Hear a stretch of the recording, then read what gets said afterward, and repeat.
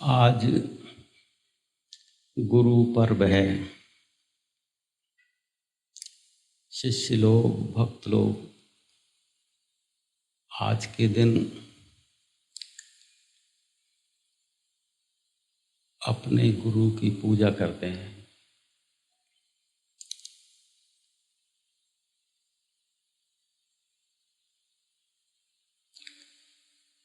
गुरु को समझना पड़ेगा।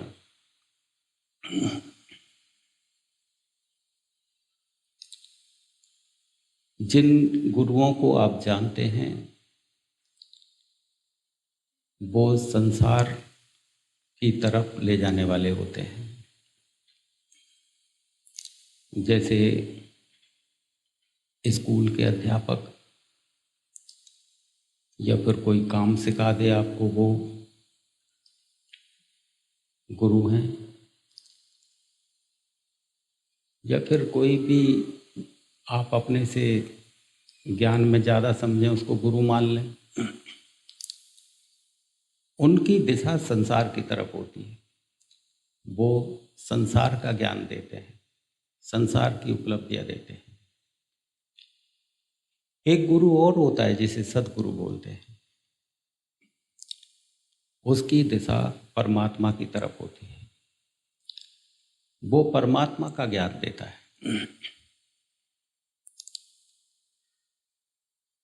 तो महात्माओं ने बड़ी कोशिश की, पुरजोर कोशिश की आदमी को समझाने के लिए। चाहे वो कृष्ण है, चाहे वो कबीर है, चाहे वो नानक है, चाहे रैदास है, चाहे गोस्वामी जी महाराज, कितने कितने महात्मा हुए। उन्होंने भरपूर कोशिश की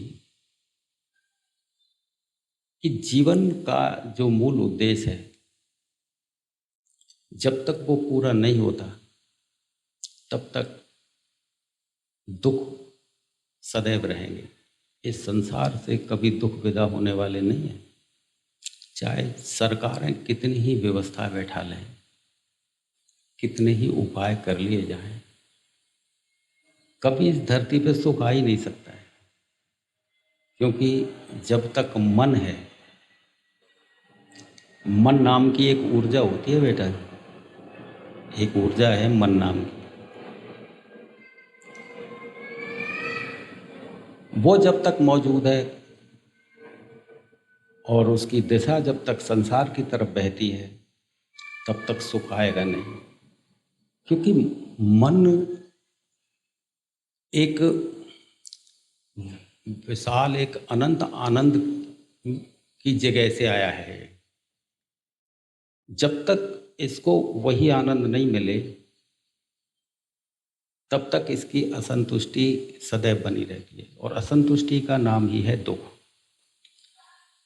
संसार में चाहे कितने भी सुख ले लिए जाएं, यहाँ तक कि आप प्रधानमंत्री बन जाओ, राष्ट्रपति बन जाओ, तो भी आप सुखी नहीं हो सकते। सुख एक दूसरी चीज़ है। प्रधानमंत्री को सुविधाएं मिल सकती हैं, राष्ट्रपति को सुविधाएं मिल सकती हैं। सुविधाओं का नाम सुख नहीं होता है। सुख एक अंदर की दशा है जो संतुष्टि के बाद ही प्राप्त की जा सकती है, इससे पहले नहीं। तो ये जो शिक्षक लोग हैं या और गुरु हैं जो संसार का ज्ञान देते हैं, जो संसार में उतारते हैं, वो संसार की सुविधाओं से परिचित करा देंगे। आप संसार की सुविधाएं ले लेंगे, अच्छा ज्ञान ले लेंगे, अच्छी पोस्ट ले लेंगे, नौकरी ले लेंगे, लेकिन रहेंगे पेट भरने तक, इससे ज़्यादा नहीं। लेकिन जो सद्गुरु है, उसकी जो दिशा है वो परमात्मा की तरफ है। तो वो समझाते हैं कि भाई तुम ये संसार में तो रहो, संसार को छोड़ने की जरूरत नहीं है, लेकिन सुख तो चाहते हैं ना आप। तो सुख लेने के लिए आप उस तरफ चलो जहां सुख मिलता है, वो है परमात्मा खुदा। तो उस तरफ यदि ये मन की गति हो जाती है तो संसार भी तुम्हारा है, संसार में तो रह ही रहे हो, खाना है, कमाना है, वो तो चलता रहता है, वो तो चलेगा ही। लेकिन इस मन की पूर्ण संतुष्टि हो जाती है, तब तुम सुखी कहलाते हो कि अब हम सुखी हो गए। चाहे तुम गीता पढ़ो, चाहे रामायण पढ़ो, चाहे तुम वेद पढ़ो, चाहे शास्त्र पढ़ो, सबका एक ही निचोड़ है कि सुख अंदर है, बाहर नहीं है। बाहर तो केवल इस शरीर को सुरक्षा दे लीजिए आप। इस शरीर को सुरक्षा चाहे तो झोंपड़ी में रह के दे लो, चाहे महलों में रह के दे लो। ये सांसें उतने ही दिन चलनी हैं जितने दिन के लिए मिली है। मुश्किल से 70-80 साल जीना है। अब चाहे तो तुम किसी सिंहासन पे बैठ के इन सांसों को गिन लो, और चाहे झोंपड़े में बैठ के गिन लो। क्या फर्क पड़ता है? यहाँ तुम राजा बन गए या भिखारी बन गए, इन दोनों में क्या फर्क है? मरना तो एक ही दिन है। सबकी मूछें नीचे हो जाती हैं बेटा बुढ़ापे में।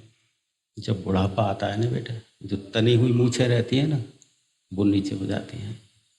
सबके अरमान गिर जाते हैं। जवानी है जिसमें जोश रहता है।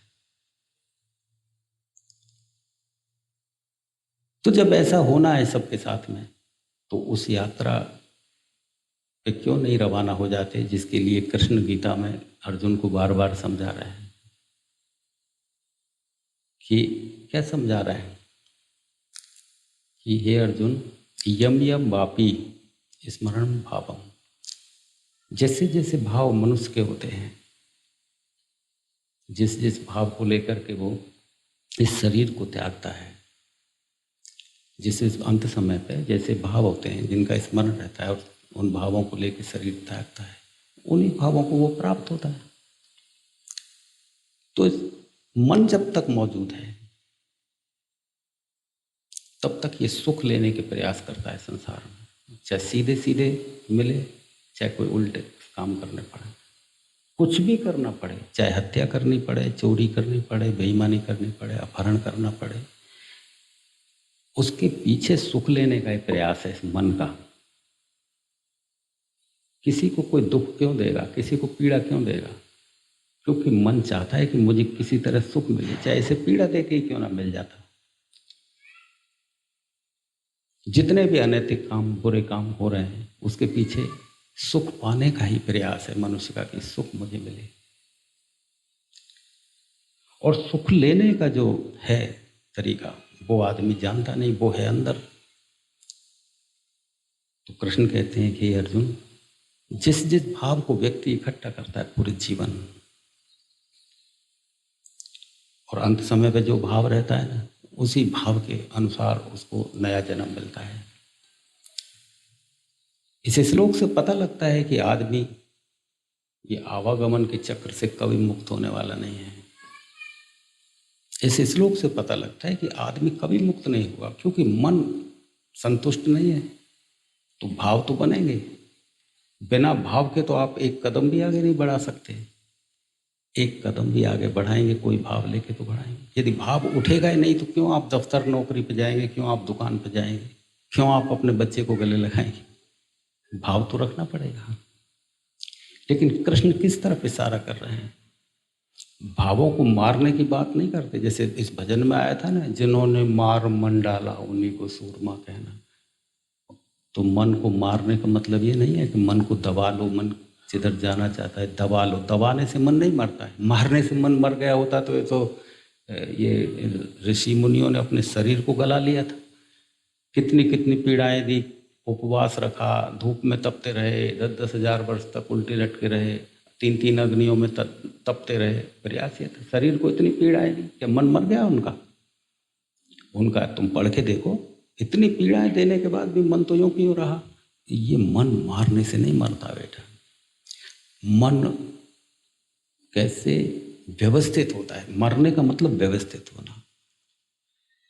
मन व्यवस्थित तभी होगा जब इस मन की दिशा को बदला जाए।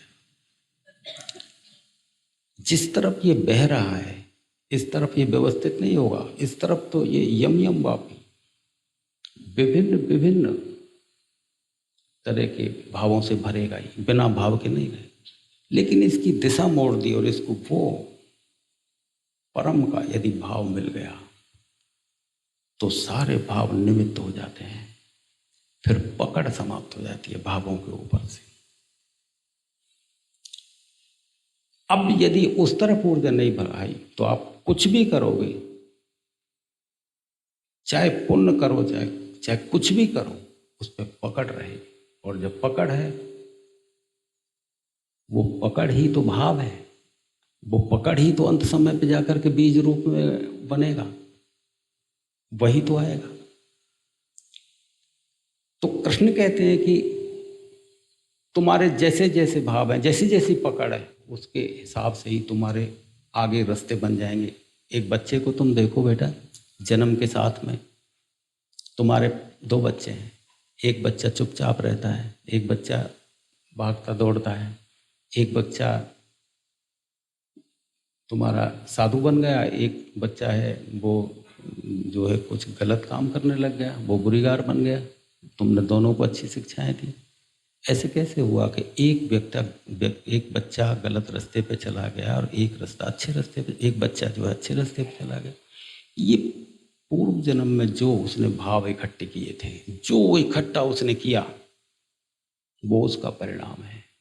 क्योंकि यम यम व्यापी, जैसे जैसे भाव को इकट्ठा करता है व्यक्ति, वो अंत समय पे इकट्ठा हो जाता है और आगे वैसे ही वो रास्ते अपने आप बनते हैं, उन रास्तों पे चलेगा, उसको कुछ नहीं करना पड़ेगा, अपने आप उन्हीं रास्तों पे भागने लगेगा, क्योंकि वो अंदर पड़े हैं बीज, वो रास्ते अपने आप बना देंगे। फिर उसको चाहे तुम कितना ही समझाओ कि नहीं नहीं ये बुरा करना ठीक नहीं है, वो नहीं मानेगा। और जो अच्छे रास्ते पे चलने वाला है, उसको बुरी कैसी भी सोबत मिल जाए, लेकिन सोबत का कोई असर नहीं होगा। असर सोबत का नहीं पड़ता है बेटा, असर तो पड़ता है तुम्हारे अंदर बीज में क्या है, आपकी मन में क्या है।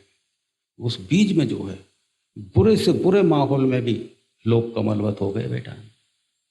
बुरे बुरे माहौल में तुम देखो, वाल्मीकि कैसे बुरे माहौल में था, लेकिन ब्रह्म ऋषि बना बुरे माहौल से निकल करके। और अच्छे अच्छे माहौल, तुम्हारे पास सारी सुविधाएं मौजूद हों, और तुम यदि तुम्हारे बीज में, यानी तुम्हारे भाव जो संकलित हुए हैं, यदि उसमें नहीं अच्छा बनना, तो तुम्हें पूरी सुविधाएं दे दी जाएं, तब भी तुम नहीं चल सकते अच्छे रास्ते पे, तब भी तुम वही रहो, कितना ही समझा दिया जाए। तो कृष्ण कहते हैं कि यम यम वापी, कि जैसे जैसे भाव इकट्ठे करोगे, तो ये भाव इकट्ठे कैसे होंगे? तुम्हारे करने से नहीं होंगे बेटा। कि तुमने गीता पढ़ ली कि यार हमको तो अच्छे अच्छे भाव इकट्ठे करने हैं, तुम अच्छा करोगे तब भी भाव से क्या संबंध है अच्छा करने में? तुम अच्छा करोगे, मान लीजिए कोई कोई आदमी रास्ते में एक्सीडेंट हो जाता है, तुम उसे उठा करके और अस्पताल पहुंचा देते हो। अस्पताल गए, तुम किसी आदमी को अच्छी तरह अच्छी अच्छी बातें कर दी खुश मिजाजी की, तुमने तो अच्छा किया, लेकिन उसके पीछे तुम्हारी जो है भावना, यार मैंने इसके साथ अच्छा किया, भगवान मुझे अच्छा देगा, यानी कि जो अपेक्षा है कुछ और पाने की, उसने तुमको अपने आनंद से वंचित कर दिया। तुम सेवा करते हो और निरपेक्ष भाव से यदि सेवा करते हो, तुम्हारी कोई कामना नहीं है, तो उस सेवा में तुम आनंद उठाते हो। अब तुम्हारा कोई भाव नहीं है, तुमने उसमें आनंद लिया, चाहे कुछ भी काम करते हो, लेकिन तुमने उसमें आनंद लेना सीख लिया। अब तुम्हारा निमित्त भाव, इसे कहते हैं निमित्त भाव होना। तो ये बनेगा कब? ऐसे तो नहीं बन सकता। तो कृष्ण कहते हैं कि अब सदगुरु की जरूरत पड़ेगी तुम्हें, वह सिखा सकता है। इसी को ज्ञान बोलते हैं बेटा। ये सिखाने से नहीं आता, ये सदगुरु के पास बैठने से उतरती हैं चीजें। सिखाने से यदि आ गया होता तो शास्त्र बहुत हैं भारत में, सभी लोग ज्ञानी हो के बैठ गए होते, सभी लोग ऐसे भाव इकट्ठा कर लेते कि स्वर्ग को पहुंच गए होते सारे लोग मरने के बाद। क्यों नहीं पहुंचता कोई स्वर्ग? स्वर्ग में तो कोई नहीं पहुंच रहा, वो सब खाली पड़ा है स्वर्ग। तो सभी दोबारा दोबारा आ जाते हैं, जन्म ले लेते हैं दोबारा।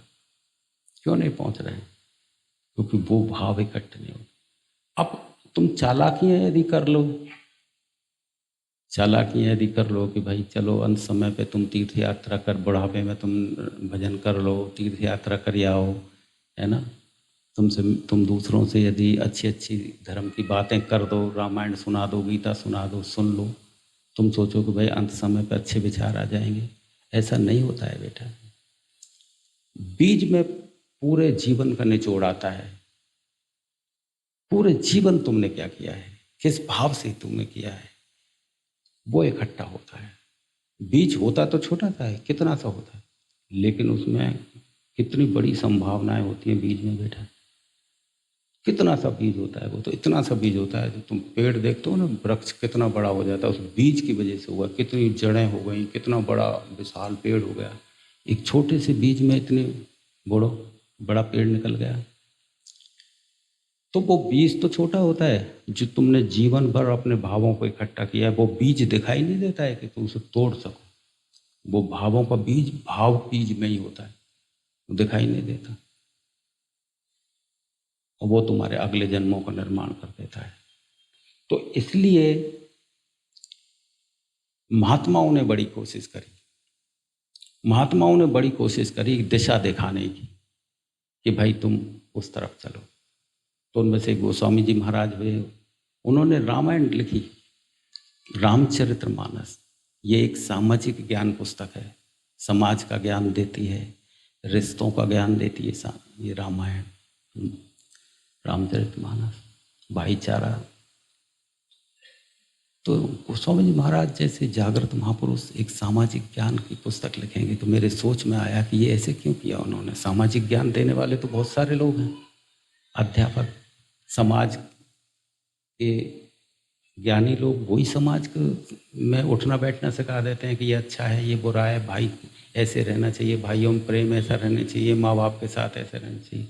ये गोस्वामी महाराज जैसे जागृत महापुरुष को ये ऐसा क्यों करना पड़ा? इसके पीछे बहुत बड़ा कारण था बेटा। जब भी कोई महात्मा उस तरफ की दिशा दिखाने वाला आया है, उसकी बातें किसी ने नहीं सुनी। उस महात्मा के साथ अत्याचार रहे, साथ में रहने वाले लोग भी साथ छोड़ गए। साथ में रहने वाले पता है अंदर से कि यहां बिल्कुल सही है, लेकिन बहाने टटोल लिए, मन ने साथ नहीं दिया, मन धोखा दे गया। चाहे तुम ईसा को देखो, चाहे तुम नानक को देखो, चाहे किसी की भी जीवनी पढ़ के देखो, कोई साथ में रहने वाले लोग भी धोखा दे गए। क्यों दे गए? मन ने साथ नहीं दिया। जबकि उनको काटोगे भीतर से तो यही पाओगे कि यहाँ एकदम सही, इससे ज़्यादा सही कहीं हो नहीं सकता। मन ने साथ नहीं दिया, छोड़ गया साथ। कर्म जो जो करेगा तू वही फिर भोग ना भरना। ये भाव जैसे जैसे इकट्ठे होते हैं फिर आगे। तो गोस्वामी जी महाराज के बारे में मैंने सोचा, तो उनको जब लोगों ने पीड़ित किया, उनकी नहीं सुनी, तो एक श्राप दे दिया मानव जाति को, रामायण लिख दी, रामचरितमानस को लिख दिया कि अब गाते बजाते रहना तुम इसको, और सामाजिक व्यवस्थाएं बैठाते रहना। रामायण को पढ़ के कोई राम बन पाया है आज तक? सभी घरों में रामायण पाई जाती है। क्या भाईचारा रामायण को पढ़ने के बाद तुमने देखा किसी घर में? किसी बच्चे को माँ बाप की सेवा करते हुए देखा? रामायण तो इसीलिए लिखी गई। रामायण के जैसे जो रामायण में गुण है, वो गुण किसी परिवार में देखे? गुण पैदा ऐसे नहीं होते बेटा। तो गोस्वामी महाराज ने रामायण लिखी, वो मजबूरी में लिखी। वो जानते थे कि शिक्षाओं से व्यक्ति नहीं सुधरता है, इस रामायण से लोग सुधरेंगे नहीं, लेकिन उन्होंने इस रामायण में, इस रामचरितमानस में बीज छोड़ दिए, आध्यात्मिक बीज, उस तरफ ले जाने वाले, उस तरफ दिशा दिखाने वाले, वो बीज छोड़ दिए। कि कोई महात्मा आएगा तो वो उन बीजों को उठा करके स्पष्ट कर देगा कि भाई गोस्वामी महाराज ये कहना चाहते थे। वो तो तत्वज्ञानी महापुरुष थे, वो तो उस तरफ ले जाने की बात करते थे। जब उनको जीने ही नहीं दिया थी, शरीर की रक्षा करना जरूरी था, तो उन्होंने रामचरितमानस लिख डाली और बीज डाल दिए। अब जो है अज्ञानी, वो तो इस रामायण को सिर माथे उठाए घूमते हैं और बाँचते रहते हैं, मंगल भवन या मंगलहारी द्रवस दशरथ अजर विहार, यज्ञ करवा रहे हैं, हवन करवा रहे हैं। और पंडित जी जो है वो 3 दिन की रामायण होती है, तो उसको तीसरे दिन खत्म करना होता है। खत्म ना हो तो ध्यान ये रहता है कि सुबह 10 बजे का मुहूर्त है हवन करने का, तो जल्दी जल्दी चौपाइयाँ बोल के, जल्दी जल्दी पन्ने उलट उलट के वो 10 बजे तक हवन करवा देते हैं।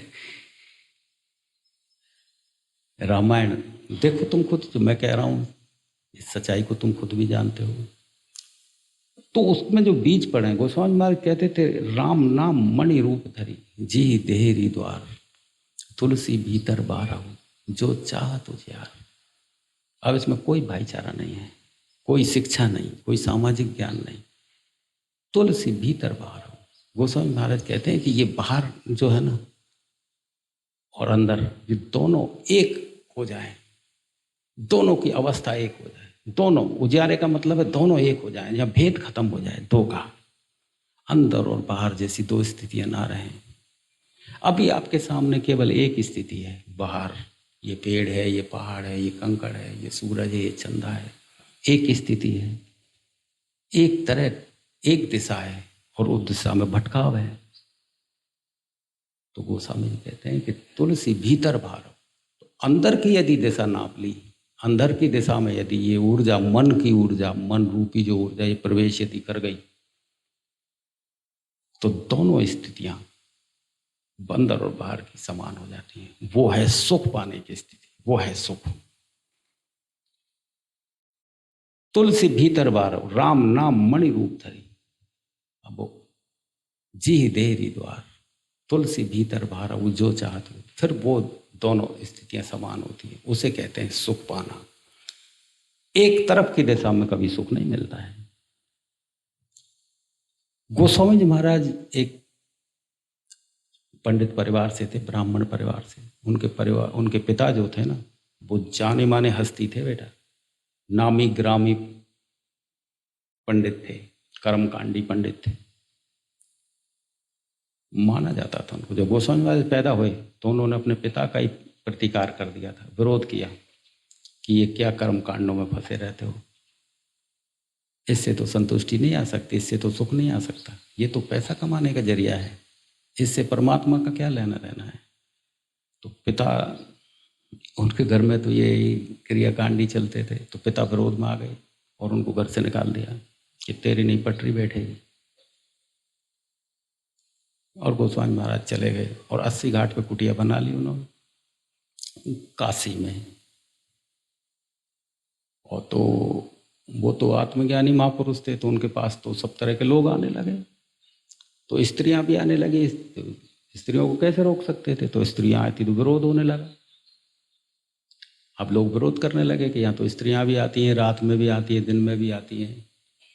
अब रात हो जाती तो ठहर भी जाते होंगे लोग, स्त्रियां पुरुष, तो विरोध उठा। तो वहाँ के जो थे पंडित लोग, उन्होंने विरोध किया। तो वो वहाँ जाते थे, तो वो कहते थे कि ये तो जो वेदों में लिखा है, जो शास्त्रों में लिखा है, उससे अलग हट के बोलता है। ये आदमी तो बिल्कुल अलग है, जो वेदों में लिखा है तो शास्त्रार्थ करते हैं, करे हमसे। तो जब हम वेद पाठी है, हम इतना वेदों को जानते हैं, तो हमारे पास तो लोग आते ही नहीं, और ये वेदों को बोलता भी नहीं, फिर भी इसके पास लोग ज़्यादा क्यों जाते हैं। तो विरोध हो गया। विरोध आदमी के अंदर उठ जाए बेटा, फिर बहाने टटोलता है कि किसके सिर पड़ूं मैं। आदमी के अंदर खुद गिरावट आ जाए, फिर वो बहाने टटोलता है कि अहंकार ये चाहता है नहीं कि मेरी वजह से गिरावट आ गई है, वो फिर बहाने टटोलेगा कि कोई बहाना ऐसे टटोलूं कि जो उस पर सिर पे आ पड़े। अहंकार स्वयं को सेफ निकालता है, स्वयं को सेफ नहीं। अंदर क्या है ये बात अलग है, स्वयं को सेफ निकालता है। एक कहानी याद आती है बेटा मुझे। एक नदी बहती थी, एक किनारे पे एक शेर था और दूसरे किनारे पे मेमना था। शेर के मन में ये उठा, उसके अंदर गिरावट किस चीज़ की आई कि मैं इस मेमने को खा जाऊं। अब उठा क्या था भाव, मेमने को खाने का। अब वो सीधे सीधे नहीं खा सकता था उसे, तो वो बहाना टटोलने लगा। तो मेमने से बोला कि भाई इतना शोर क्यों मचा रहे हो, बहाना टटोला। तो मेमना बोला कि महाराज ये तो नदी का शोर है, मैं थोड़ी शोर कर रहा हूँ। तो शेर ने सोचा कि इस बहाने से तो मैं इसे नहीं मार सकता, तो दूसरा बहाना अहंकार ने टटोला। तो दूसरा बहाना क्या टटोला कि भाई तू इस पानी को गंदा क्यों कर रहा है। तो वो मेमना बोला कि महाराज ये पानी तो आपकी तरफ से मेरी तरफ बह रहा है, या यदि गंदा करूंगा तो वो मेरी तरफ ही तो गंदा होगा, वो आपकी तरफ गंदा कैसे हो सकता है। तो शेर ने सोचा कि बहाना तो ये भी नहीं चला, अब मैं कैसे खाऊं। तो तीसरा बहाना सोच के उसने कहा कि भाई तुमने मुझे पिछली साल गाली दी थी, पिछली साल तुमने गाली दी थी मेरे को। तो वो मैम ने बोला कि महाराज मेरी उम्र तो 8 ही महीने की है, पिछली साल तो मैं पैदा ही नहीं हुआ था। अब शेर ने सोचा कि बहाना तो ये भी नहीं चला, तो शेर बोला कि तू नहीं तो फिर तेरी माँ होगी, मैंने नहीं तो तेरी माँ ने दी होगी गाली फिर मुझे। यानी अंदर यदि तुम्हारे गिरावट आ गई तो तुम बहाने टटोल लोगे। तुम अपने अंदर खोजबीन करो कि तुम्हारे अंदर गिरावट आई है या दूसरों की वजह से आई है। दूसरे यदि गिरा रहे हैं तो तुम्हारे भाव क्या बनेंगे, अंदर जो है वो भाव इकट्ठा होगा लास्ट समय पर जाके। अब तुम्हारी मृत्यु एक बोझ के साथ होगी और तुम्हारा निर्माण किस तरह से होगा ये तुम तय करो कि एक बोझ आत्मा पे छा गया। कर्म जो जो करेगा तू वही फिर भोगना भरना, बड़ा बैरी ये मन घट में इसी को जीतना कटना। ये मन शरणागति से आता है। गुरु से प्रीत कर पहले और सब जतन ही तजना। खुद के करने से नहीं होता है, स्वयं के करने से नहीं होगा बेटा। ये बड़ा उछल कूद करने वाला है। तुम साधना में चलोगे ना बेटा, इसकी उछल कूद तो तब पता लगेगी, अभी तो पता ही नहीं लगती। बाहर से तो जो तुमको पता लगता है ना ये तो बहुत कम है। अंदर चलोगे तो इसका बहुत तगड़ा मामला नजर आएगा, एक एक क्षण में इधर से उधर हो जाए और ये कवादे में कहीं नहीं आएगा बेटा। बस एक ही है, गुरु से प्रीत कर पहले और सब जतन ही तजना। ये गुरु पर्व, गुरु पूर्णिमा को क्यों मनाया जाता है? ये भक्त लोगों ने ये आषाढ़ मास की पूर्णिमा क्यों चुनी? क्योंकि भक्त जो होता है ना बेटा, जब वो देखता है कि मेरे गुरु की कृपा से इस मन को चैन मिल गया, ये मन को एक दिशा मिल गई, तो उसने सोचा कि ऐसे महापुरुष को पूजने के लिए एक ऐसा दिन चुनूं मैं जो सबसे बड़ा दिन हो। तो पूरे साल का निरीक्षण किया तो उन्होंने देखा कि आषाढ़ मास में बादल पानी से भरे हुए उमड़ घुमड़ करते रहते हैं, पानी से भरे हुए रहते हैं, और शुक्ल पक्ष का चूरमा, वो शुक्ल पक्ष का जो चंद्रमा है वो अपनी पूर्ण अवस्था प्राप्त कर लेता है। तो उस समय की जो छटा है, उस समय का जो है दृश्य, उसने उस दृश्य को, उस दिन को सबसे बड़ा और अच्छा पाया। इसलिए इस दिन को, गुरु पूर्णिमा के दिन को, गुरु पूजन का दिन नियुक्त कर दिया कि भाई आज के दिन हम गुरु की पूजा करेंगे। तो बड़ी बड़ी दूर से लोग जो हैं वो गुरु पूर्णिमा पे अपने अपने गुरुओं के पास जाते हैं दर्शन करने के लिए, पूजा, और अपनी अपनी गलतियों की माफ़ी मांगते हैं कि प्रभु पता नहीं कैसे कैसे कर्म जाने में अनजाने में हमसे बने हैं, उनको माफ़ करना आप। क्योंकि कर्म जो होते हैं ना बेटा, चाहे आप जानकारी में करो चाहे अनजाने में करो, इससे फ़र्क नहीं पड़ता है कि आपको पता है नहीं, अनजाने में किया या वो सब भोगने पड़ते हैं। पिता के कर्म बच्चों तक भोगने पड़ते हैं और बच्चों के कर्म माँ बाप तक को भोगने पड़ते हैं। ऐसा नहीं है तुम्हारा ही करने से। कर्म जो जो करेगा तो वही फिर भोगना भरना। तो गोस्वामी जी महाराज को जब बहुत सताया गया और उनकी साथ में ऐलान लगाए गए, तो उन्होंने शरीर की रक्षा के लिए फिर रामचरितमानस का निर्माण कर दिया कि इस सामाजिक शास्त्र को तो ये स्वीकार कर ही लेंगे, और उन्होंने ये रामायण लिख दी। तो सर्वोपरि शास्त्र मान लिया गया, क्योंकि महापुरुष तो कुछ भी लिखे, लेकिन इसमें बीज छोड़ दिए थे। एक अनि है अरूप अनामा, अज सच्चिदानंद परधामा। पर का मतलब होता है, एक तो परा प्रकृति होती है कि अपरा प्रकृति होती है। अपरा प्रकृति तो ये है जिसमें हम रहते हैं, जिसे हम देखते हैं, ये पहाड़ पर्वत, तुम मैं, जीव जंतु पेड़ पौधे, ये तो एक अपरा प्रकृति है। अज सच्चिदानंद परधामा, वो परा प्रकृति कौन सी है? वो परा प्रकृति आकाश के ऊपर नहीं है। ये जो अपरा प्रकृति है ये सदैव बदलने वाली है, ये स्थायी नहीं है बेटा। जैसे तुम पैदा हुए बचपन में, बचपन से जवानी में आ गए, जवान से बुढ़ापे में आ गए और बुढ़ापे से मर जाओगे। इन सभी अवस्थाओं को जो देखने वाली स्थिति है, जो देख रहा है वो है परा, वो नहीं मरता कभी। जो पेट में तुम थे उसे भी देख रहा है, माँ के गर्भ में थे, माँ के गर्भ से पहले थे उसे भी देख रहा है, और गर्भ में से आने के बाद उसे भी देख रहा है। तुम्हें जवान होते हुए जो देख रहा है, बूढ़ा होते हुए देख रहा है, वो नहीं मरता, वो है परा। और जो सदैव बदल रहा है वो है अपरा। ये पेड़ है, तुम इस पेड़ को देख रहे हो, डालियों को देख रहे हो, ये अपरा है। लेकिन इस पेड़ के अंदर जो जीवन है, जो दिखाई नहीं दे रहा है, जो इसको जीवित रखे हुए है, वो है परा। एक अनिय अरूप अनामा, उसका कोई रूप नहीं है, उसका कोई आकार नहीं है, एक अनि है, उसकी कोई इच्छा नहीं। अरूप अनामा, उसका कोई नाम नहीं हो सकता है। आज सच्चिदानंद प्रभु धामा वही सच्चिदानंद है जो सब में व्याप्त है, सभी में व्याप्त है। लेकिन हम केवल उसके ऊपरी भाव को पकड़ते हैं। हमको जो दिखाई देता है वो है संसार, और जो उसमें छुपा है वो है परमात्मा, जिसे हम देख नहीं सकते, जो हर जगह व्याप्त है, जो दिखाई वही है परा। परा और अपरा, परा आकाश के ऊपर नहीं हो सकता कहीं भी, परा भी यही, अपरा भी है, अपरा में ही छुपा है वो परा। एक अनि है अरूप नामा, एक वही है, बस उसी से है ये समस्त जो तुम नजर आ रहे हो, जो कुछ दिखाई दे रहा है इन आंखों से वही। लेकिन वो परा को देखने के लिए अंदर की आंख, राम नाम मणि रूप धरी जी ही देहरी द्वार, तुलसी भीतर बारहूं जो चाहत उजियार। तो कहते हैं गोस्वामी महाराज कि यदि उस परा को देखना है, उस परम को यदि तुम्हें देखना है, तो फिर हमें अंदर की तरफ उलटना पड़ेगा। अंदर भी आंख है बेटा, जैसे ये आंखें बाहर देखती हैं, वो अंदर भी आंख है, वो अंदर की प्रकृति को, उस परा को देखती है, उस चैतन्य को देखती है, वो आंख है, वो आंख है उससे।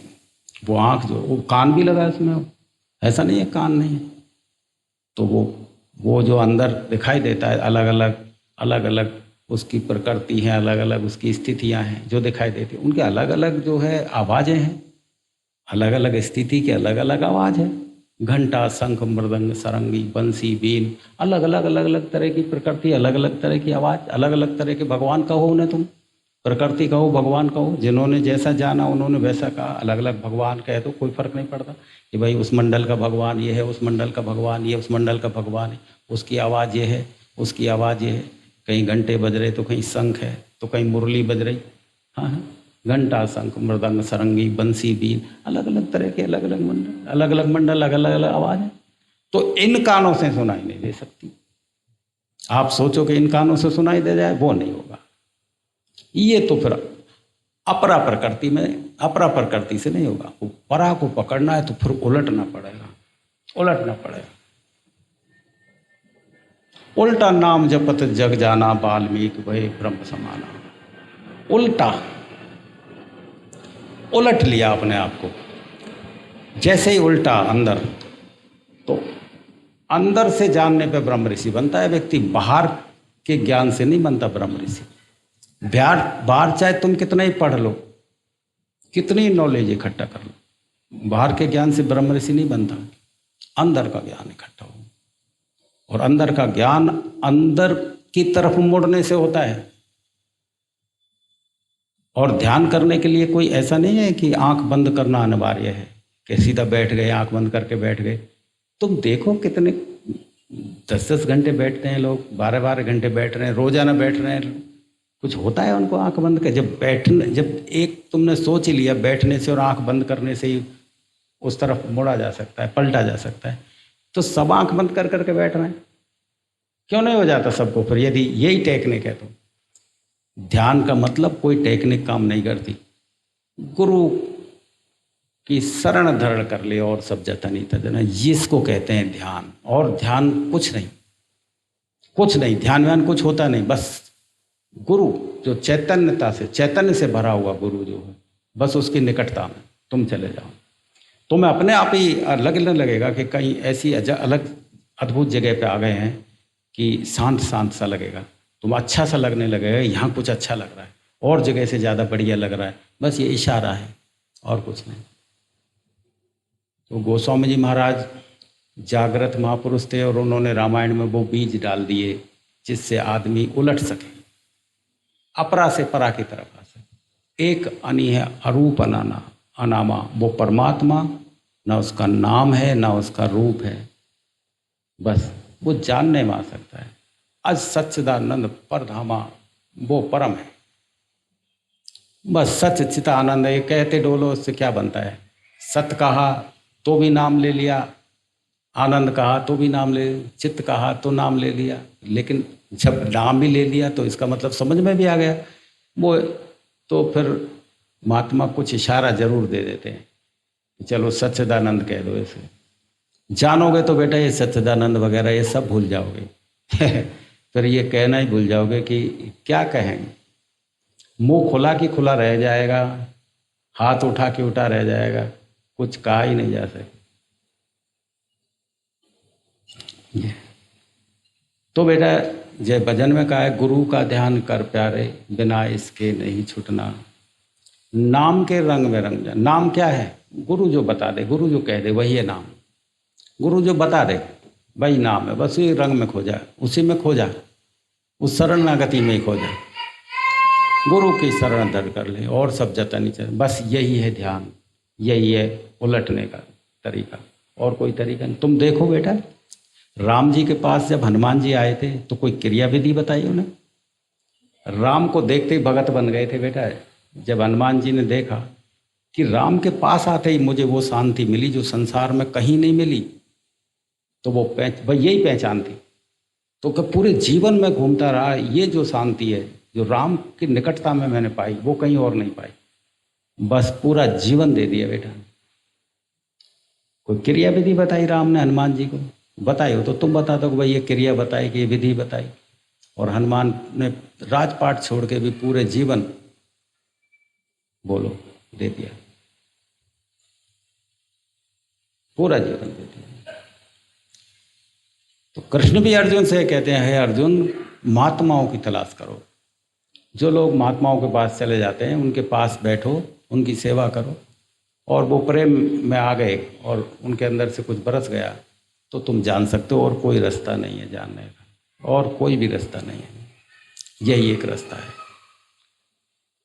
तो वह तो बड़ा बैर ये मन घट में, इसी को जीतना कठिना।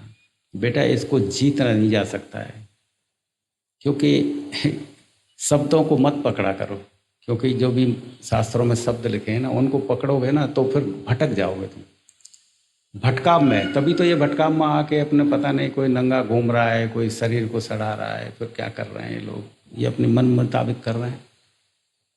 मन को जीता नहीं जाता बेटा, मन को व्यवस्थित किया जाता है, इसकी दिशा बदली जाती है। जब इसकी दिशा गुरु के पास बैठने से बदलने लगे और तुमको अच्छा लगने लगे तो फिर इस तरफ से व्यवस्था बैठ जाती है। इसी को कहते हैं मन का जीतना। मन जीतने में आ गया, यानी तुम्हारी व्यवस्था संसार में रहने की अच्छी हो गई। सही मायने में बेटा कुशल संसारी वही है जिसने अपने मन की दिशा बदल ली, वो इस संसार का पूरा आनंद ले सकता है बेटा। और जिसने दिशा नहीं बदली वो इसी में यदि सुख खोजता रहा एक ही दिशा में तो जीवन भर सुख मिल ही नहीं सकता। किसी को नहीं मिला, सिकंदर को नहीं मिला बेटा, जिसने सारी पृथ्वी जीत ली, सारी दुनिया जीत ली, उसको सुख नहीं मिला। तो तुम सोच के देखो, तुमसे पहले कितने ही हुए, कितने ही हुए बेटे, कितने हुए इतने बड़े बड़े आदमी हुए, बलशाली हुए, पैसे वाले हुए, राजा महाराज हुए, उनका पता नहीं बेटा, उन कहाँ चले गए। किसी ने चिट्ठी पत्री नहीं लिखी, आज तक नहीं लिखी उन्होंने कि भाई मैं यहाँ हूँ, मैं ये हो गया, ऐसे से बड़े। उनका पता उनका नहीं पाया, कहाँ चले गए कोई पता नहीं। तुमको भी, तुम तो उनके आगे कुछ भी नहीं हो। तुम कितना करोगे, कितना कमाओगे, जब सब यहाँ छूट ही जाना है, सब ही छूट जाना है। तो फिर जरा सी ऐसी कोशिश करो कि ये मन उस तरफ बदल जाए और तुम ले सको। और बेटा ये समझना कि सब ही उस मन को उस तरफ बदलने में समर्थ हो जाएंगे, ये जागृत हो जाएंगे। राम ने अपने बच्चों को भी जागृत नहीं, राम अपने बच्चों को भी जागृत नहीं कर पाए थे। कृष्ण भगवान जो थे ना बेटा, उनके 8 पटरानियाँ थी, उनको भी जागृत नहीं कर पाए। कृष्ण के एक भी बच्चा जागृत हुआ हो तो तुम बता दो। शंकर भगवान के जो थे न पत्नी पार्वती, उसको भी जागृत नहीं कर पाए। तभी तो वो कहते थे उमा मरम ये काहू न जाना, क्षण में प्रकट भय भगवान। हे पार्वती, इस मरम को तू भी नहीं जानती कि एक क्षण में भी भगवान प्रकट हो जाते हैं। यदि पार्वती जागृत होती तो शंकर जी को ये बात कहने की क्या जरूरत थी, वो तो पहले से ही जान जाते कि क्षण में भगवान प्रकट हो जाते हैं। तो जागृति इतनी सहज नहीं है बेटा कि तुम भी जागृत हो जाओ। ये तो पूर्व जन्मों से चली हुई आत्माएं महात्माओं के पास आ रही हैं और वो जल्दी से जागृत हो जाते हैं। तुम लोगों को यदि सेवा करने का मौका लग गया तो इसे मत चूकना बेटा, ये मेरी बात जरूर मानना। यदि सेवा करने का मौका लग गया है तो जी जान से सेवा में पूरा जीवन गुजार देना। मत मांगना जागृति, मांगन मरण समान है, मांगना ही मत। अपने आप घटना किसी दिन भी घटित हो गई तो जय जयकार करना, नहीं तो जितना इकट्ठा होगा ना वही अगले जन्म में जाकर के वहीं से चालू हो जाएगा, वहीं से होगा चालू। मैंने तो इतने बड़े बड़े लोगों को गिना दिए बेटा जो अपने बच्चों को जागृत नहीं कर पाए। क्या कबीर का बच्चा कबीर बन पाया? अपने बच्चे तक को बना पाया हो? तो इसलिए तुमको सेवा ही मिल रही है, इसे बड़े भाग समझना कि मेरे बड़े भाग हैं कि मुझे सेवा मिल गई इस जगह, नहीं तो मैं क्या करता। तो इसको बेटा, इस पुण्य को इकट्ठा कर लेना, और ये पुण्य इकट्ठा हो जाएगा तो अगले जीवन तुम्हारी क्या गति होगी, अंत मति सो गति। इसको इकट्ठा कर लेना बेटा। तो मैं तो तुमसे वही कहता हूँ बेटा जो तुम्हारे हित में हो। बाकी मैं ऐसा क्यों कहूँगा कि जो तुम्हारा अहित होता हो। मैं तुम्हारा कोई शत्रु तो हूँ नहीं, मैं तुम्हारा सबसे बड़ा मित्र हूँ बेटा। तुम्हारे साथ जो अच्छे से अच्छा हो सकता है वो मैं सोचता हूँ। अब तुम इसे ना समझो तो तुम्हारी मर्जी है। बाकी बेटा अच्छा, इससे ज़्यादा बड़ा काम कोई नहीं हो सकता कि तुम शुभ जागृत लोग और अच्छे कर्म अच्छे काम करने वाले लोगों की सेवा में जुटे हो, इससे बड़ा कोई काम नहीं। चलो अब मैं अपनी वार्ता यहीं समाप्त करता हूँ बेटा। मेरा प्रेम का टूटे ना तार, मेरा प्रेम का टूटे ना तार, गुरु बिन कोई ना उतरा पार, गुरु बिन कोई ना उतरा पार। मेरा प्रेम का टूटे ना तार, गुरु बिन कोई ना उतरा पार, गुरु बिन कोई न उतरा पार। गुरु ही भव से पारे उतारे, गुरु ही भव से पारे उतारे, गुरु ही सगरे काज संवारे, गुरु ही सगरे काज संवारे। मन के मिटे विकार, मन के मिटे विकार, गुरु बिन कोई न उतरा पार, गुरु बिन कोई न उतरा पार। मेरा प्रेम का टूटे ना तार, गुरु बिन कोई न उतरा पार, गुरु बिन कोई न उतरा पार। गुरु बिन कबहु ज्ञान ना होई, गुरु बिन कबहु ज्ञान ना होई, चाहे बिरंच शंकर सम होई, चाहे बिरंच शंकर सम होई। पक्का पक्का निश्चय धार, पक्का निश्चय धार, गुरु बिन कोई न उतरा पार, गुरु बिन कोई न उतरा पार। गुरु शरण में आजा प्राणी, गुरु शरण आजा प्राणी, श्वास श्वास भज सोहंग बाणी।